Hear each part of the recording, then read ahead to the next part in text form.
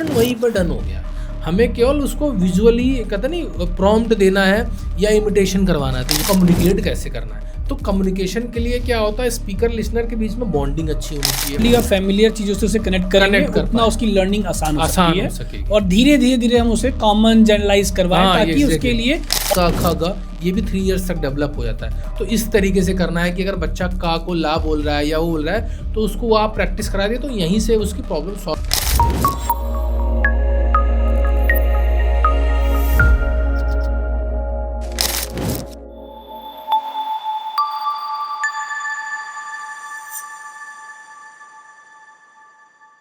Hello everyone, welcome to help for special channel once again.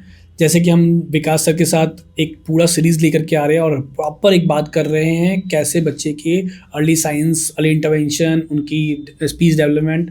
तो इस series में जो अब आज का टॉपिक है, हम लोग बात करेंगे speech language and communication development की बात करेंगे और उसमें प्रोफेशनल आपको क्या कर सकता है, किस तरीके से हेल्प कर सकता है, पेरेंट्स के लिए क्या गाइडेंस हो सकती है जिससे कि बच्चे का जो स्पीच डिले की कंडीशन है या किसी तरह की कोई डिसेबिलिटी है और जिसके कारण बच्चे में स्पीच नहीं डेवलप हो पाई है, तो एक प्रोफेशनल हेल्प से आप कैसे speech language and communication develop करेंगे बच्चे के अंदर।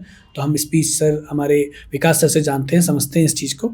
सर, तो आज का जो टॉपिक है, please speech language and communication के पॉइंट ऑफ एंगल से आप हमें गाइड करें, हमारे पेरेंट्स को गाइड करें, हमारे व्यूअर्स को गाइड करें कि किस तरीके से वो बच्चे में ये डेवलपमेंट कर सकते हैं। Thank you sir. पहले तो हम देखेंगे कि जैसे इस वीडियो में हम डिस्कस करेंगे स्पीच लैंग्वेज एंड कम्युनिकेशन, तो तीनों डिफरेंट चीज़ें हैं जी। और साथ में मैं ओरोमोटर भी ऐड कर दे रहा हूँ, वो हमने प्रीवियस वीडियो में डिस्कस किया, तो मैं इसलिए ऐड ऑन कर रहा हूँ क्योंकि उसमें जो हमने वर्क किया है उसका क्या यहाँ पे हमें बेनिफिट मिलेगा वो बताऊंगा मैं उसमें ये नहीं बताऊंगा कि आपको करना कैसे है। तो स्पीच क्या है? Speech is a verbal way of communication. जो मोस्टली ह्यूमन बीइंग हम लोग वर्बली बात करते हैं वो स्पीच है। कुछ भी बोलना, बिल्कुल कुछ भी बोलना स्पीच है। जब वो मीनिंगफुल बोलते हैं हम, कि जैसे कहते हैं कि मैंने अगर मुझे पूछा गया कि आप व्हीकल क्या है तो मैंने बोला बस, कार, तो ये मीनिंगफुल हो गया। बिल्कुल। लेकिन अगर आपने बोला व्हीकल क्या, मैं बोलूँ बनाना, मैंगो, तो आप तो हंसोगे कि ये तो आप फ्रूट बता रहे हो। तो एक्चुअल यही होता है कि लैंग्वेज क्या है कि आपको समझ के रिप्लाई करना है, अंडरस्टैंड करना, देन रिप्लाई समझ के करना। बेसिकली लैंग्वेज आपको कनेक्ट कर रहा है, आप रिलेवेंट बात कर रहे हो। जैसे हम एक बात करें ना कि रिलेवेंट बात कर रहे हो, मीनिंगफुल बात कर रहे हो। स्पीच मतलब बोलना है, कुछ भी बोल रहे हो आप, तो ये डिफरेंट है। स्पीच एक साउंड हो गया या लैंग्वेज एक मोड ऑफ लैंग्वेज, जैसे हिंदी, इंग्लिश जो भी हम यूज करें, जो आप भी समझ पा रहे हो, मैं भी समझ पा रहा हूँ, तो वो हमारा कनेक्शन, तो हम कनेक्शन होगा। तो यहाँ पे हम अभी जैसे बता रहे स्पीच हो गया कुछ भी बोलना, लेकिन रिलेवेंट बोलना, अकॉर्डिंग जो स्पीकर और लिसनर के अकॉर्डिंग बात करना, वो लैंग्वेज मीनिंगफुल। मतलब दोनों लोग जिस टॉपिक पे बात कर रहे हैं या जो रिक्वायरमेंट बता रहे हैं या जो वो स्पीकर रिक्वायरमेंट बता रहा वो उसी वे में चलना चाहिए, तो मीनिंगफुल होना चाहिए। और देन हम अगर तीसरा बात करें कम्युनिकेशन क्या है, तो कम्युनिकेशन में 2 लोग होना नेसेसरी है। स्पीकर होना चाहे लिसनर हो, चाहे वो वर्बल कम्युनिकेशन हो चाहे वो नॉन वर्बल हो, चाहे टेक्स्ट मैसेज हो, उसमें 2 लोगों की रिक्वायरमेंट है। तो अभी हम जो प्रीवियस वीडियो में देख रहे थे कि 0 to 3 या 4 ईयर का हमने एज ग्रुप लिया है, तो मैं कोशिश करूंगा कि 3 to 4 ईयर या 0 to 4 ईयर के बीच वाले बच्चों के बारे में ही बताऊं। तो यहाँ भी हम बात करेंगे स्पीच की क्या है। तो स्पीच हो गया वर्बल वे ऑफ कम्युनिकेशन। अब इसके नॉर्मल स्पीच क्या होती है? अगर कोई पूछे कि एक प्रोफेशनल की नॉर्मल स्पीच क्या है, तो नॉर्मल स्पीच का मतलब है नॉर्मल इन आर्टिकुलेशन। जो भी आप बोल रहे हो वो क्लियर होना चाहिए, जैसे उन्होंने बोलते हैं ना आर्टिकुलेट क्लियर। नॉर्मल इन आर्टिकुलेशन, नॉर्मल इन लाउडनेस। मैंने बोला एप्पल, तो ये आर्टिकुलेशन क्लियर है, मे बी 90%, 80%। अब उसके बाद से क्या हुआ, लाउड भी उतना होना चाहिए। अगर मैंने बोला तो वो लाउड उतना नहीं है। तो normal in articulation, normal in loudness. Normal in the sense की जैसे अगर मेरे रेंज में है तो उसको समझ में आए, अगर रेंज से बाहर है फिर तो वो अलग डिफरेंट सिनेरियो हो गया। तो नॉर्मल इन आर्टिकुलेशन, नॉर्मल इन लाउडनेस, नॉर्मल इन वॉइस। जो हमारा ये वोकल कॉर्ड है, वॉइस है, ये जैसे अभी मेरी वॉइस है वो क्लियर है, लेकिन अगर एक डाउन सिंड्रोम में कंडीशन होती है डिसेबिलिटी की, मैं मतलब इसलिए बता रहा हूँ कि समझ में आएगा। वो बोलेगा अव्वल अव्वल अव्वल, वो बोल भी रहा है बच्चा, लाउड भी है लेकिन क्लियर नहीं है। आर्टिकुलेशन मतलब वॉइस टेक्सचर जो है उसका वो नहीं है। तो नॉर्मल इन आर्टिकुलेशन, नॉर्मल इन वॉइस, नॉर्मल इन लाउडनेस। और अगर हम सेंटेंस की बात करें तो normal in rate of speech. Hostel facility available for children with special needs. Autism, learning disability, intellectual disability, Down syndrome and other disorders at Holy Heart Special School in Dwarka More, Delhi. Learning today, leading tomorrow. Speech. अगर मैं एक rate of speech की बात करूं तो जैसे जिन बच्चों को स्टैमरिंग या स्टटरिंग की प्रॉब्लम होती है उसमें क्या होगा, वो बोले दो मतलब उनकी जो रेट ऑफ स्पीच होती है फास्ट होती है, तो सामने वाले को कम समझ में आता है। तो हमें इन चारों पहलुओं को देखना है कि आर्टिकुलेशन भी होना चाहिए, लाउड भी होना चाहिए, वॉइस क्लियर भी होना चाहिए, और फ्लुएंसी जो होता है वो 80 to 180 वर्ड पर मिनट का है, जो मतलब एक मेडिकल प्रोफेशनली जो कहते हैं बुकिश होता है कि 80 to 180 वर्ड पर मिनट है। तो ये पैरामीटर होना चाहिए। तो आपके पास पेरेंट्स के पास क्या हो गया, हमें 4 एरिया पे देखना है। आर्टिकुलेशन भी बच्चा को करना है, लाउड भी बोल रहा है, उसके बाद से उसकी जो रेट ऑफ स्पीच वो भी ठीक होना चाहिए, नहीं तो क्या होगा स्टेमरिंग या स्टटरिंग बोलते हो, जो जैसे हकला गया, तुतला गया। अर्ली एज में बच्चे क्या बोलते हैं कि बोलता है समझ में नहीं आता है, या बोलते हैं हकला जैसा रहा है, तो वो कंडीशन जो बोलते हैं सारे पैरामीटर जो है वो एक एक्यूरेट होना चाहिए, है ना। जैसे मैं है ना, तो आपको जैसे कहते हैं अगर हम कुकिंग करते हैं तो हम कुछ बना रहे हैं तो उसमें हल्दी नमक, मैं एग्जांपल दे रहा हूँ, उसमें रेशियो मेंटेन होता है ना, ऐसा नहीं कि आप नमक लगा डाल दिए ना। तो इसी प्रकार स्पीच में भी नॉर्मल आर्टिकुलेशन। तो अब हम बात करते हैं कि मान लीजिए 3-3.5 साल का बच्चा है, उसको आर्टिकुलेशन नहीं है। तो अभी जैसे मैंने बताया कि पहला साउंड होता है लिप्स का, बाइलेबियल साउंड, फिर नेजल आता है, फिर व्हीलर साउंड आता है। तो अगर वहां पे हमने लिप कोऑर्डिनेशन पे काम किया है तो हमारे पास तो ये हो गया मूवमेंट। अब मुझे पापा बोलना है तो पा लिप कोऑर्डिनेशन है। अब अगर यहाँ पे ये जा रहा है तो हम कैसे बोल पाएंगे। तो इसीलिए मैंने उसको प्रीवियस वीडियो में बताया था कि ओरोमोटर का रोल यहाँ पे। तो हाँ, हमने लिप कोऑर्डिनेशन बच्चे की डेवलप कर दी। अब बच्चे से हमने बोला है कि इमिटेट करना है, इमिटेट मतलब रिपीट करना है। तो उसको ये बताना है कि दोनों लिप्स मैच होगा और यहाँ से वोकल कॉर्ड से जो वाइब्रेशन फील करे। अगर बच्चा एजुकेबल है तो वो आपको वैसे ही बता देगा कि मैच करो और पा। तो पा की जगह बा बोल सकता है, लेकिन वो बोलेगा। कुछ बच्चे होते हैं कि जो वो इमिटेट नहीं कर पाते हैं या साउंड उनका सम स्लो आ रहा है, तो उनके लिए हम एक चेकलिस्ट ऐसे बताते हैं, एक ऑब्जर्वेशन की feel the vibration of vocal cord. ये मतलब सेफली करना है, ऐसा नहीं कि बच्चे को बोलना है कि यहाँ आप हाथ रख के बोलो। एक खाली एक उसको एक कहता नहीं कि एक जेस्चर देना, कि क्लू देना, कि कहते नहीं कि एक हेल्प करना कि ये फील होता है वाइब्रेशन ये यहाँ से। तो यहाँ से जब हम बोलते हैं पापा तो ये फील होता है। तो वो लाउडनेस को ऑडिटरी भी जज कर रहा है और फील करके ट्रैक्टाइल भी जज कर रहा है। तो इससे क्या होगा, उसकी लाउडनेस थोड़ी बढ़ेगी और देन लिप कोऑर्डिनेशन होगा। तो लिप के साउंड होते हैं पा, मा, ब, फ, ये डेवलप हो जाएंगे। बाकी इसमें डिफरेंस करना होता है, ये थोड़ा सा टफ होता है। तो ये प्रोफेशनली आपको मतलब बताएंगे। इनिशियल पेरेंट्स को ये है कि वो लिप का साउंड है, बच्चे को आप मिरर के सामने पापा, मम्मा, बाबा, ये साउंड करना। फिर हमारा नेजल साउंड आता है। वही मैंने बताया था कि रिस्पिरेटरी पैटर्न पे वर्क करना है। अब यहाँ पे अगर हमने रिस्पिरेटरी पैटर्न पे वर्क किया तो बच्चे को ना, आप ये देखिए, अगर मैं बच्चे को देखिए ना साउंड नहीं आ रहा है, लेकिन अगर नेयर खुला है ना साउंड आ गया। तो ये चीजें हमारा फिर हेल्प करेगा, जहां हमने वो एक्सरसाइज कराया था यहाँ हमें उसका बेनिफिट मिलेगा। फिर तीसरा हमारा साउंड आता है व्हीलर साउंड, का, खा, गा। अब यहाँ पे मैंने बताया था कि टंग स्टेबिलिटी होनी चाहिए। अब टंग स्टेबिलिटी ये है, टंग फिक्स है, का, खा में एयर फील करेगा, ख, ग, घ, सब में टंग स्टेबल है। अब अगर वहां पे हमने वर्क नहीं किया टंग स्टेबिलिटी, तो बच्चे का का की जगह टंग ऊपर टच हो जाएगा, तो वो ता भी आ सकता है, ला भी आ सकता है। तो हमने स्टेबिलिटी पे वर्क किया तो हमारा काम 50% वहीं पर डन हो गया। हमें केवल उसको विजुअली कहते नहीं प्रॉम्प्ट देना है या इमिटेशन करवाना है। तो यहाँ पे बच्चे को बताया हमने का, खा, ग, घ।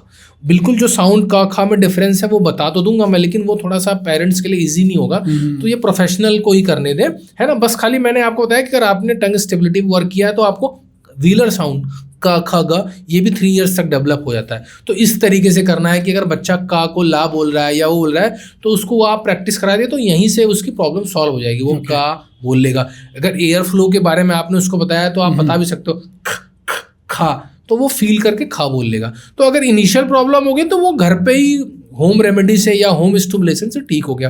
फिर हमारा डेंटल साउंड के मैंने बात किया था कि हमको डेंटल दांत का भी ध्यान देना। अगर आपने उस एज पे सही टाइम पे डेंटिस्ट से कंसल्ट कर लिया, तो टीथ वायर लगाना या जो भी उसकी रिक्वायरमेंट ऑफ ट्रीटमेंट वहाँ किया, तो हमारे टंग क्या होंगे, मैच हो जाएंगे ऐसे, मतलब इन द सेंस कि ये एलिजिबल है कि अब हमें डेंटल साउंड प्रोड्यूस करें। तो हमने ऐसे देखिए त, थ, द।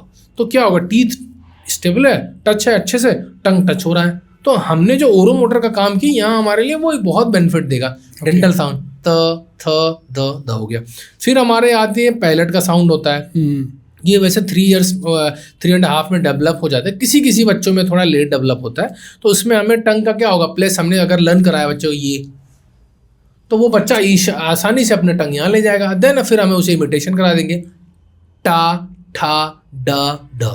अब उसकी टंग यहाँ इजीली जा रही है। अगर हमने इस पे वर्क नहीं किया तो फिर हम एलिजिबल ही नहीं होंगे उसको ये चीज़ बताने के लिए। तो यहाँ पे वो आराम से टंग अपनी ले जा रहा है और होल्ड भी कर रहा है और देन साउंड इमिटेट कर रहा है, टा ठ ड ढ। तो यहाँ आर्टिकुलेशन का हो गया। फिर हमारा जो और एज मतलब बच्चे की अगर 3 and 4.5 ईयर हो रहा है तो ला साउंड के लिए हमने अगर ये प्लेस कराया होगा तो ला इजिली बोल देगा, या ना ना ना ना ना, इसमें नेजल का रोल है। तो मेरा ओवरऑल है कि हमने ओरोमोटर अगर अच्छे से कराया है तो बच्चे को टंग की पोजीशंस में हेल्प होगा और उसकी जो 50% काम होगा वो ऑलरेडी हमने डेवलपमेंट में हेल्प करेगा, काफी हेल्प करेगा। और पेरेंट इसको ये इमिटेशन को बताएंगे ना कि ऐसे करना है तो वो इजीली कॉपी कर लेगा। अब थेरेपिस्ट के पास उसके जाने की जरूरत नहीं होगी, इनिशियल लेवल है मतलब कम प्रॉब्लम है। फिर उसके बाद से हमारा र है वो ट्रिल फोनीम्स है, अगर हमने उसकी टंग के मोमेंट पे भी काम किया तो रा बोल लेगा। तो ओवरऑल अगर हम चाहे बायलेबियल करें, चाहे नेजल करें, चाहे व्हीलर साउंड करें, चाहे डेंटल करें, चाहे पायलट करें, जितने भी हमारे साउंड हैं इसमें हमारा टंग, लिप्स और टीथ का रोल होता है। और हमने वहाँ पे अगर अच्छे से वर्क किया है तो हमारे साउंड सिस्टम में ये हेल्प करेगा। फिर हमारा आता है ब्लिंट्स, मतलब मिला के बोलना, लैंग्वेज जो, हाँ लैंग्वेज। अब हमें साइमल्टेनियसली ये भी करना है कि बच्चे को हमने बोलना सिखाया और देन आइडेंटिफिकेशन कराया। तो यहाँ मैं ऐड ऑन करूँगा कि अगर बच्चे की एज 2.5 साल है, 3 साल है, जो हमारा मेन एज ग्रुप हमने टारगेट लिया है, उसमें हमें स्क्रैप बुक बना लें, एक स्ट्रक्चर वे में चलें। एक होता है कि हमने वर्बली बच्चे को कुछ भी एक्सपोजर दिया, बताया, एक हो रहा है हमने स्ट्रक्चर वे में चला। स्ट्रक्चर वे में करने से क्या, हमने स्क्रैप बुक या फ्लैश कार्ड, तो यहाँ पे इसको हम TLM बोलते हैं, टीचिंग लर्निंग मटेरियल। अब यहाँ पे हमें ये फोकस करना है कि बच्चा हमारा 2.5-3 साल का है तो हमारा जो TLM मटेरियल होना चाहिए वो यूनिक होना चाहिए। यूनिक इन द सेंस कि वो उसके समझ में आए, उसके लेवल के अकॉर्डिंग होना चाहिए। तो इसमें हम क्या करेंगे, फैमिली फोटोज जो रियल में करंट, मतलब जो रियल, मतलब कहते हैं ना कि जो अभी उस यानी कि 10 साल पुरानी फोटो पेस्ट करना है, रियल फोटो मतलब इन द सेंस कि करंट टाइम का फोटो रहे, इसमें स्क्रैप वो फ्रेंडली है, फ्रेंडली है, पहचान पा रहा है, उस चीज को देख रहे हैं, ऐसा नहीं कि पुरानी फोटो लगा दी। बिल्कुल। तो उसमें मदर की फोटो, फादर की फोटो, जो अगर इनके अलावा और भी घर में है, दादा दादी, नाना नानी या बड़ा भाई है, मतलब जो भी फैमिली मेंबर है उसके साथ, जिनके साथ को उनका साथ उठना बैठना एक्सपोजर है, उनकी आप फोटो लगा के और वही साउंड टारगेट करना है एज के हिसाब से। अगर 1-1.5 साल का है तो खाली फैमिली मेंबर मम्मा पापा करना है। मैं अगर 4-5 ईयर का है तो मैं पूरी बता रहा हूँ, सारा इंट्रोड्यूस करना है। तो उसमें मम्मा पापा सारी फोटो और नीचे लिखना है मदर टंग। अगर आप पापा बोलते हैं तो ठीक है, अदरवाइज फादर है, डैडी है, वो भी यूज कर सकते हो, क्योंकि लेकिन जो बाइलेबियल होता है वो सबसे पहले डेवलप होता है, इसीलिए मैं बार बार मम्मा पापा रिकॉल कर रहा हूँ। तो वो उसके नीचे लिखना है। तो बच्चे ने पापा बोला, देन आइडेंटिफिकेशन भी हो रहा है पापा का, मम्मा बोला देन आइडेंटिफिकेशन हो रहा है। कभी कभी हम क्या करते हैं कि वर्बली तो बच्चे को पापा बुलवा दे रहे हैं, मम्मा बुला दे रहे हैं, लेकिन वो किसी को भी पापा बोल दे रहा है, मतलब इन द सेंस कि वो उस चीज को आइडेंटिफाई नहीं कर पा रहा है या डिफरेंशिएट। वर्ड तो समझ, वर्ड तो आगे है, लेकिन उस वर्ड का कहाँ पे इस्तेमाल है वो समझना भी जरूरी है। वो समझना, तो वो लैंग्वेज का पार्ट आ गया, वो लैंग्वेज का। तो वहीं पे हमें साइमल्टेनियसली दोनों काम करना है, बोलना भी सिखाना है और आइडेंटिफिकेशन भी करना है। तो हमारा वर्क वे इजी हो गया। तो हमने फैमिली आइडेंटिफिकेशन करा दिया, हमने बॉडी पार्ट्स है, तो बॉडी पार्ट्स हमारा ये रियल जैसे मिल गया, क्योंकि हमारे लिविंग है, हम बता दें नोज है, लेकिन कुछ चीज़ें ऐसी होती हैं जो हम अरेंज नहीं कर सकते रियल में, है ना। तो उसके लिए हमें फ्लैश कार्ड की जरूरत पड़ती है। तो हमारा जो फ्लैश कार्ड होना चाहिए वो कस्टमाइज होना चाहिए। कस्टमाइज इन द सेंस कि अगर हम एनिमेटेड एप्पल दिखा रहे हैं या ब्रशिंग करते हुए कोई बच्चा दिखा रहा है, जिसमें क्या होगा, बच्चा तो लर्न कर लेगा लेकिन उसका जनरलाइज नहीं कर पाएगा। तो कोशिश करें कि बच्चे की ब्रश करते समय पिक ले लें, या फादर की ब्रश करते समय पिक ले सकते हैं, या जो एथिक्स हो लगे मदर की, मतलब जो कंफर्टेबल हो और जिसको आप एक्सपोजर दे सकते हो बच्चे को, जिसके साथ कनेक्ट है। और वो जो फाइल होगी आपके पास ही रहेगी, तो उसमें कोई प्राइवेसी या सेफ्टी पॉइंट ऑफ व्यू जो भी मतलब अलग अलग वो कंसर्न होगा, तो वो चीज़ आपके पास ही रहेगी। तो आप क्या कर सकते हो, फादर की एक्शन करते हुए, जैसे ब्रशिंग करते हुए, पहले तो फैमिली फोटो हो गई, फिर एक्शन वर्ड्स के ब्रशिंग करते समय, बाथिंग करते समय आपका रियल जो बाथरूम है उसकी फोटो ले सकते हैं, और साइड में एक मतलब एक कोई भी मतलब बाथरूम गूगल इमेज से ले सकते हैं। तो उसको अपना बाथरूम भी पता होगा, और कोई अननोन प्लेस में अगर जा रहा है तो उसे बाथरूम का स्ट्रक्चर पता होगा, है ना। तो इसमें क्या करना, TLM जनरलाइज वाला होना चाहिए और एक इन्फॉर्मेशन के लिए अलग वाला भी होना चाहिए। तो यहाँ पे हम स्पीच में बात कर रहे हैं ना, कि स्पीच में बात कर रहे हैं कि बोलना भी है, आइडेंटिफिकेशन करना है, और आइडेंटिफिकेशन में भी एज अप्रोप्रिएट की बात कर रहे हैं हम, कि एज अप्रोप्रिएट होना चाहिए। हमारा टारगेट ग्रुप है 1 ईयर से लेकर 4 ईयर, तो हमें देखना है अगर 1 ईयर का है तो माइनर चीज़ें, मतलब फैमिली फोटो, ब्रशिंग, ईटिंग करना। बाकी अगर 2-2.5 साल या 3 साल है तो हमें उसमें कंटेंट को बढ़ा देना है। तो बेसिकली ट्राई हमें करना है जितना फ्रेंडली और फैमिलियर चीजों से उसे कनेक्ट करेंगे उतना उसकी लर्निंग आसान हो सकती है, और धीरे धीरे धीरे हम उसे कॉमन जनरलाइज करवाएं ताकि उसके लिए और उसकी अंडरस्टैंडिंग डेवलप हो कि ओके ये भी एक वॉशरूम है, ये भी एक अलग अलग तरीके के ब्रशेस हो सकते हैं, बहुत सारी चीजें वो चीज करना है। पहले तो उसका होना चाहिए जिससे वो फ्रेंडली है, बहुत फ्रेंडली है। फिर बाद में हमें थोड़ा सा जनरलाइज के लिए डिफरेंट करना है। तो हमारे पास ये होना चाहिए कि वैरायटी होनी चाहिए, ये नहीं कि खाली फैमिली में मेंबर आइडेंटिफिकेशन में ही रुक जाएं या बॉडी पार्ट में। तो इनिशियल हमें बॉडी पार्ट जो मेजर है 3-4 वो ले लेने हैं, फैमिली फोटोज ले लेनी है, फ्रूट ले लेना है, बॉडी पार्ट्स के साथ साथ हमें क्लॉथ का भी लेना है जो मेजर है, टी शर्ट है, जीन्स है, जो बच्चा पहन रहा है, मतलब जिसका एक्सपोजर उसे एडीएल में डेली हो रहा है, वो उन चीज़ों को पहचाने और उसको बोले और आइडेंटिफाई भी कर ले। तो ये लेते हुए चलना, हमें एज ग्रुप के ध्यान देते हुए देना। फिर हमारा बात आता है कम्युनिकेशन का। स्पीच हमने डेवलप कर लिया, हमने लैंग्वेज भी डेवलप कर लिया कि चलो छोटा छोटा फ्रेज बोल रहा है या पापा बोल रहा है, अब वो कम्युनिकेट कैसे करना है। तो कम्युनिकेशन के लिए क्या होता है, स्पीकर लिसनर के बीच में बॉन्डिंग अच्छी होनी चाहिए और एक रियल सिचुएशन सिनेरियो होना चाहिए। जैसे मान लीजिए वो खाना खा रहा है, तब आपको क्या आगे क्या चाहिए, तो उसको बताना है चपाती या रोटी है या राइस है, उसको बताना दाल है, सब्जी है। हो सकता है वो बच्चा रोटी में रा साउंड आ रहा है, ना बोल पाए, ओटी बोले, लेकिन वो कम्युनिकेट कर रहा है। आर्टिकुलेशन तो वो धीरे धीरे प्रैक्टिस से सॉल्व हो जाएगा। लेकिन अगर हम वहाँ पे उसको बोलेंगे नहीं रोटी बोलो या स्ट्रिक हो जाएंगे, तो बच्चा क्या होगा, उसके अंदर थोड़ी एंजाइटी होगी, तो वो क्या करेगा, एक्सप्रेस कम करना चाहेगा। तो उसे थोड़ा फ्रीडम भी देना है, उसकी प्रॉब्लम को समझना है, फ्रीडम देना है, तो वो एक्सप्रेसिव बनाना है उसको। और थोड़ा सा बिहेव भी सिखाना है कि जैसे अगर पापा ऑफिस जा रहे हैं तो आप जाओ, पापा को बाय करो, या अगर पॉसिबल हो सके तो डोर खोलने के बाद वेलकम जैसे करना हो तो पापा का वेलकम करो। कनेक्ट करना है, सिचुएशन के हिसाब से रिस्पॉन्स करना है। और उसके अंदर सोशल गैदरिंग जैसे बर्थडे पार्टी है, जहाँ पे एथिक्स लगे आपको, पार्क में है, कोई उसी पेयर ग्रुप के साथ थोड़ा सा ग्रुप में इंटरेक्ट करना है। ऐसा नहीं है कि बहुत ज़्यादा करना है या बहुत कम करना है, ये डिपेंड करता है कि बच्चे का लेवल क्या है। अगर वो इजीली कम्युनिकेट कर रहा है एंड कनेक्ट कर रहा है तो आपको खाली लिमिटेड एक्सपोजर देना है। लेकिन अगर वो फोबिया है, एंजाइटी है, नहीं कर रहा है, तो आपको वो स्टिमुलेशन बढ़ाना है। तो यहाँ हमने क्या किया कि स्पीच भी डेवलप किया, आइडेंटिफिकेशन से लैंग्वेज भी डेवलप किया, देन हम उसको जनरलाइज भी कर रहे हैं और रेपो बिल्डअप करके कम्युनिकेट कर रहे हैं। तो बच्चा मदर फादर के अलावा स्ट्रेंजर से साथ कम्युनिकेट कर रहा है। तो यहाँ तीनों चीज़ें पे हो रही है काम, स्पीच, लैंग्वेज, कम्युनिकेशन। अब कुछ चीज़ें और भी होती हैं जिसको हमें पॉइंट आउट करना है। जैसे मैंने बताया था कि लैंग्वेज पैरामीटर, मैंने स्पीच पैरामीटर तो बता दिया, ऐसे हमें लैंग्वेज पैरामीटर बताऊंगा कि फर्स्ट लेवल होता है फोनोलॉजी, सेंटेक्स, सेमेंटिक, प्रैग्मेटिक। तो प्रैग्मेटिक तो मैं हटा देता हूँ क्योंकि वो 5 ईयर के बाद ही काउंट होगा। तो कोशिश करते हैं कि हम यहाँ पे लैंग्वेज पैरामीटर में थोड़ा सा देखें कि बच्चा अगर पापा बोल रहा है या मम्मा बोल रहा है या खाना बोल रहा है तो वो छोड़ा 2 बोले, 2 वोकैबुलरी ऐड ऑन करें। क्या पापा आओ, खाना दे दो, पानी पीना है, कपड़े पहनने हैं, व्हीकल में जाना है। ये किस एज में होगा? ये आपका 2.5 से 3.5 साल में ये स्टार्ट हो जाएगा। ओके, मतलब 2 वर्ड्स है, 3 वर्ड्स कम्युनिकेट करना। ये बच्चे के स्टिमुलेशन और इंटेलेक्चुअल लेवल पे वेरी करता है। लेकिन एटलीस्ट हमें अगर 3-3.5 साल का बच्चा है, स्कूल जाने वाला है, तो एटलीस्ट वो तो ये बोल देना कि वॉशरूम जाना है, या पानी दे दो, या मैम लंच दे दो, कॉपी दे दो, पेंसिल दे दो, क्योंकि वो रिक्वायरमेंट फील हुआ उसको। अब वो अगर बोलेगा पानी खाना है तो थोड़ा ऑकवर्ड लगेगा।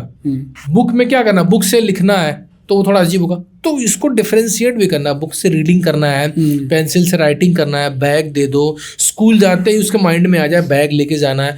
तो ये कहते हैं ना एस्टेब्लिश डेवलपमेंट है कि ये प्रोसेस में है। तो आपको केवल एज अप्रोप्रिएट भी करना है कि एज के हिसाब से परफॉर्म करें। नहीं तो क्या होगा कि हम थोड़े में ही हैप्पी हो गए, तो बाद में हमें पता चला कि बच्चा 4 ईयर का स्कूल गया, देन वहाँ पे काउंसलर ने बोला कि आपका बच्चा बहुत वीक है, या टीचर ने बोला ये रिस्पॉन्स कम करता है, कम करता है।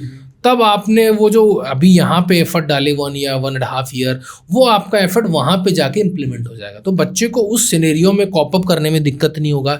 एज अप्रोप्रिएट डेवलपमेंट है, या आप कहोगे कि उनका बच्चा 3 साल का है, 3.5 साल का, इतना बात करता, हमारा लिमिटेड वोकैबुलरी है, तो हमें उसको और इम्प्रूव करना है, और इम्प्रूव करना है।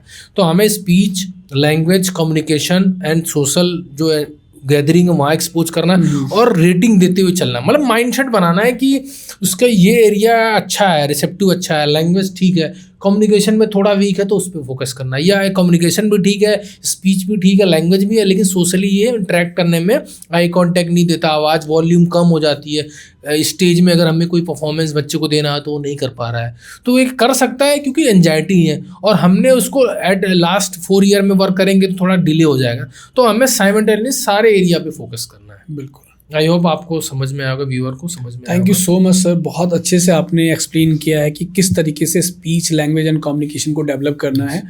उम्मीद करता हूँ कि हमारे व्यूअर्स, पेरेंट्स, प्रोफेशनल्स इस चीज़ को अंडरस्टैंड कर पाए होंगे कि एक स्पीच, लैंग्वेज एंड कम्युनिकेशन को डेवलप करने के लिए किन पैरामीटर्स और किस तरीके से हमें अपने स्टेप्स लेने हैं और किस तरीके से करना चाहिए।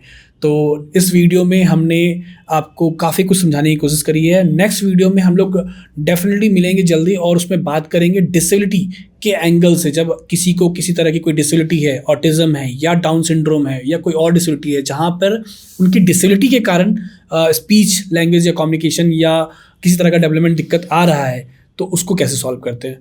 तो thank you so much for this video and मिलते हैं नेक्स्ट वीडियो में। सर ने जिन टूल्स के बारे में बात किया है, अगर आप उन टूल्स को परचेज करना चाहें तो हमारे YouTube channel help for special पे स्टोर मेंशन है, उस स्टोर में जाकर के आप डायरेक्टली परचेज कर सकते हो। अदरवाइज आप हमारी वेबसाइट h4smart.com पर भी जाकर के उन टूल्स को परचेज कर सकते हो और अपने बच्चे के लिए यूज़ कर सकते हो।